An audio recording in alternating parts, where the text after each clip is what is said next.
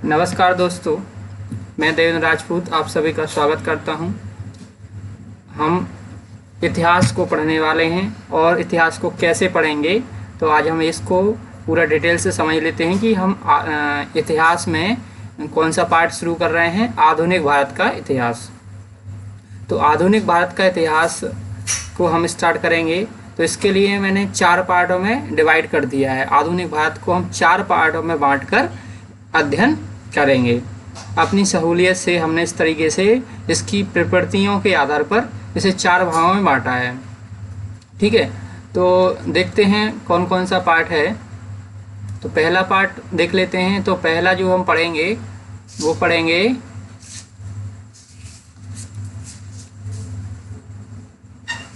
18वीं शताब्दी का इतिहास।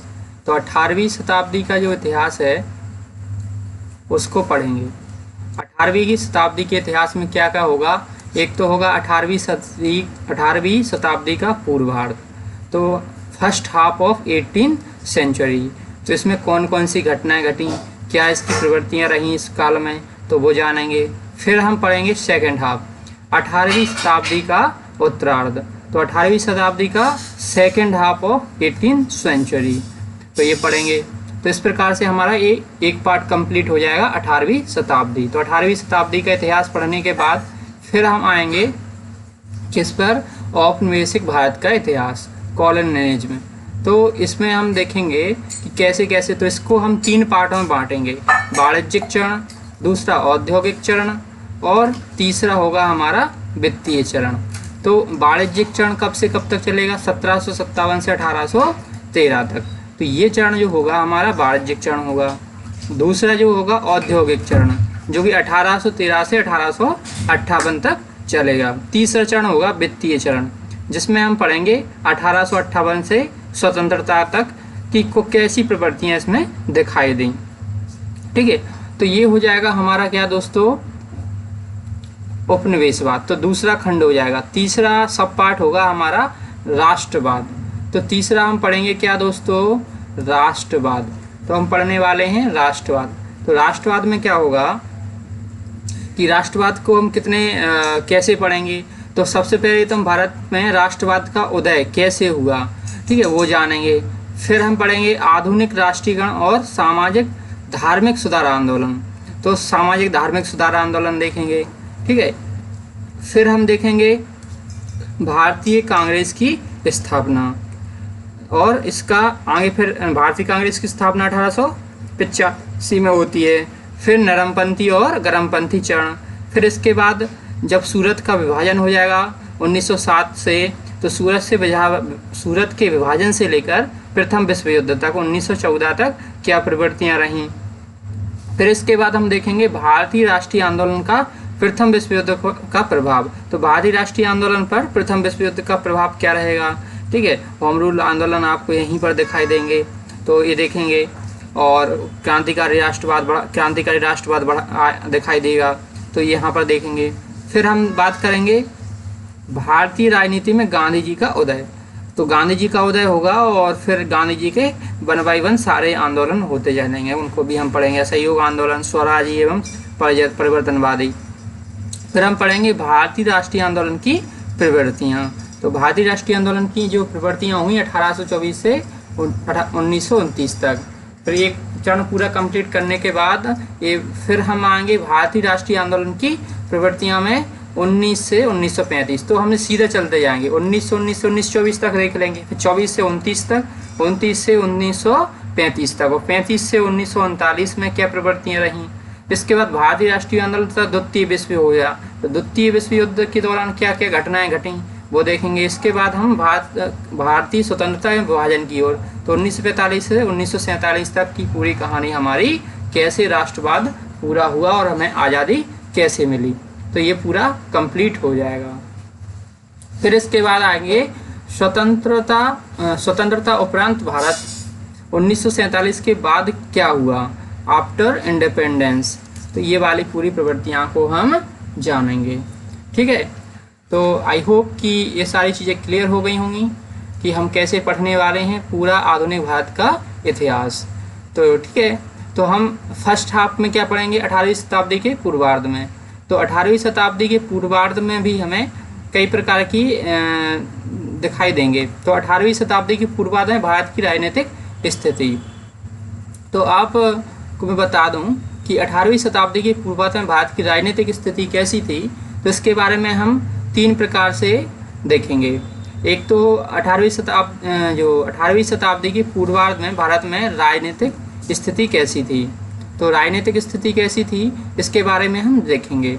तो पहले हम देखेंगे कि जब भारत का जो है, एक मिनट, हाँ, तो 18वीं शताब्दी के पूर्वार्ध में भारत की राजनीतिक स्थिति कैसी थी, तो इसको हम बांट लेंगे। ठीक है, कि जब मुग़लों का पतन होगा तो मुग़लों के पतन के बाद क्या हो गए कि मुग़लों का जब पतन चल रहा होगा, ठीक है, जब औरंगजेब की मृत्यु होने के बाद औरंगजेब जब मुग़लों का पतन शुरू हो जाएगा तो वहाँ पर हमें उत्तराधिकारी राज्य दिखाई देंगे। मतलब मुग़ल के अंतर्गत थे, जैसे ये मुग़ल था तो मुग़लों के अंतर्गत थे, लेकिन जब मुग़ल कमज़ोर हुआ तो यहाँ पर बहुत सारे राज्य बनने लगे, क्षेत्रीय राज्य बनने लगे। तो क्षेत्रीय राज्यों में कुछ होंगे उत्तराधिकारी राज्य। तो उत्तराधिकारी राज्य में बंगाल, अवध, हैदराबाद, कर्नाटक, ठीक है, बंगाल, अवध, हैदराबाद, कर्नाटक, ये हो जाएंगे हमारे उत्तराधिकारी राज्य। कुछ होंगे विद्रोही राज्य। विद्रोही राज्य में सिख, मराठा, अफगान, जाट, ये होंगे विद्रोही राज्य। ये भी विद्रोही राज्य होंगे, सिख, मराठा, अफगान, जाट। ये क्या थे? ये बाहर थे, पहले ये उसके अंतर्गत नहीं आते थे। किसके अंतर्गत नहीं आते थे? मुग़लों के अंतर्गत, सिख हो, मराठा, अफगान और जाट। फिर कुछ स्वतंत्र राज्य थे, जैसे मैसूर है, कालीकट है, त्रावणकोर है, ये, और कुछ अन्य राज्य भी होंगे छोटे छोटे। तो इस प्रकार से भारत का पूर्वार्ध में ये राजनीतिक स्थिति रहेगी। अच्छा, तो इसमें एक छोटा सा हम ये देख लेते हैं कि जैसे देखो मैंने एक ट्रिक लिखी है कि भाजी सब्जी फोर माँ साहब। तो भाजी सब्जी फोर माँ साहब का मैंने ट्रिक बनाई कि बाबर, हुमायूं, अकबर, जहांगीर, शाहजहां, अकबर, औरंगजेब और बहादुर शाह जफर, जहांगीर, ठीक है, एक मिनट, देखो गलत बोल दिया मैंने। पहले होगा बाबर, फिर हुमायूं, फिर अकबर, फिर जहांगीर, शाहजहां, फिर होगा औरंगजेब, औरंगजेब बहादुर शाह, बहादुर शाह प्रथम। तो यहाँ से हम देखना शुरू करेंगे 18वीं शताब्दी के उत्तरार्ध में। तो 18वीं शताब्दी का पूर्वार्ध, तो 18वीं शताब्दी के पूर्वार्ध में कौन कौन से मुगल शासक रहेंगे वो देखेंगे। तो पहला क्या रहेगा? बहादुर शाह प्रथम। तो बहादुर शाह प्रथम, GI मतलब जहांदर शाह, लंपट मूर्ख भी बोलते थे। तो बहादुर शाह को क्या बोलते थे? शाह बेखबर। क्या बोलते थे? शाह बेखबर। तो शाह बेखबर बोलते थे किसे? बहादुर शाह प्रथम, जो उसका कार्यकाल कब से कब तक रहा? 1707 से 1712। फिर हम देखेंगे जहांदर शाह। जहांदर शाह लंपट मूर्ख बोलते थे। जहांदर शाह को क्या बोलते थे? लंपट मूर्ख, जो कि 1712 से लेके 1713, मतलब 12-13 एक साल तक ही रहा। फिर फारुखशियर आएगा, गणित कायर के रूप से जाना जाता है फारुखशियर, तो 1713 से 1719 तक। फिर मोहम्मद शाह रंगीला। तो मोहम्मद शाह किस नाम से? ये उपनाम है सबके।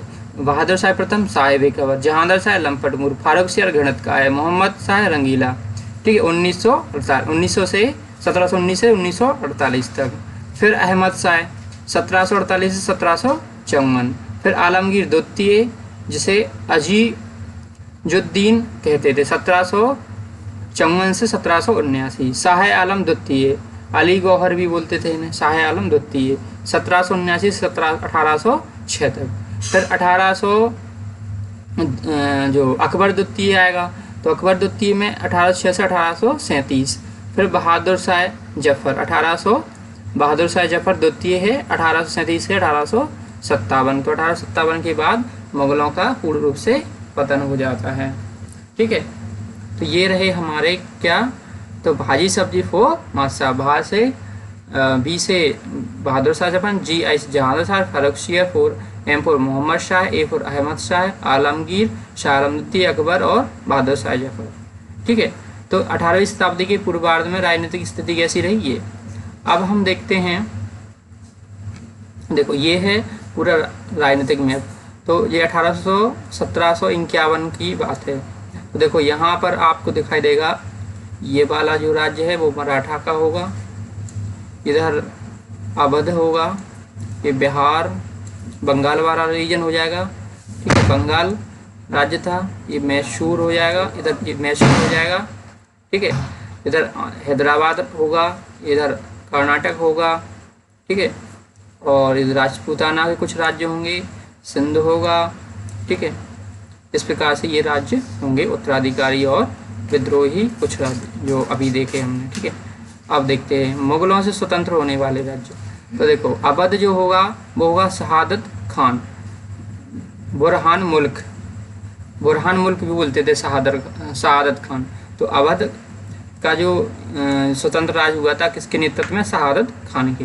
हैदराबाद चिनकलेज खान या निजाम उल मुल्क के नेतृत्व में आज़ाद हुआ था। फिर रोहेलखंड दाऊद खान और अली मोहम्मद खान बंगस। बंगाल होगा मुर्शिद कुली खान, और कर्नाटक शहादत उल्ला खान, और भरतपुर चूड़ामनो और बदन सिंह। तो ये कुछ ऐसे राज्य थे जो मुगलों के अंतर्गत थे, लेकिन पतन होने पर ये स्वतंत्र होने वाले राज्य थे। अवध शहादत खान, हैदराबाद चिनकलेज खान, रोहेलखंड दाऊद खान और अली मोहम्मद खान बंगस, बंगाल मुर्शिद कुली खान, कर्नाटक शहादत उल्ला खान, और भरतपुर चूड़ामन और बदन सिंह, ठीक है।